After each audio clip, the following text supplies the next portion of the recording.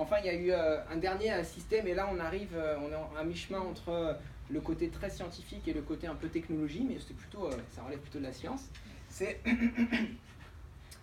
en 2016 puis en 2017, il y a une équipe qui a été capable de faire en sorte de créer un système qui était meilleur, un système de jeu de Go qui était meilleur que le champion du monde. Le Go, c'est un jeu qui est un jeu de plateau qui a l'air très très simple, qui se joue sur un plateau de 19 par 19 cases. On doit poser des pions blancs, des pierres blanches et des pierres noires. Et puis on doit entourer les autres et on doit... Enfin, voilà, c'est des parties qui durent très très longtemps. Moi j'y ai joué un tout petit peu, j'étais très très très nul. Il était convenu que c'était un jeu pour lequel il faudra attendre des années et des années avant qu'un ordinateur soit capable de jouer comme il faut.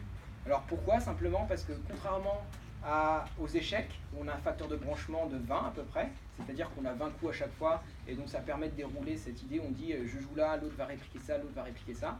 Là, dans le jeu de Go, on a un facteur de branchement qui est beaucoup plus grand. Donc on a 19 par 19, ça fait 361 intersections. On va dire qu'elles sont remplies à 80, 80 sont remplies, ou voire un peu plus. Vous avez un facteur de branchement qui est presque 200, 250, 300. Donc c'est plus possible de mettre en œuvre ce processus que vous-même vous mettez en œuvre quand vous jouez aux dames, quand vous jouez à puissance 4, qui dit moi si je joue ça, l'autre va jouer ça, et alors je joue ça, et alors je vais jouer ça. Ça c'est facile quand vous jouez à puissance 4. Mais quand vous jouez au Go, où vous avez un facteur de branchement qui est énorme, on ne peut pas le faire. Et donc c'était pour ça que les gens disaient aucun ordinateur sera capable de battre un être humain avant bien longtemps. Et il se trouve qu'en 2016-2017, l'équipe de David Silver a été capable de faire un programme qui battait l'être humain.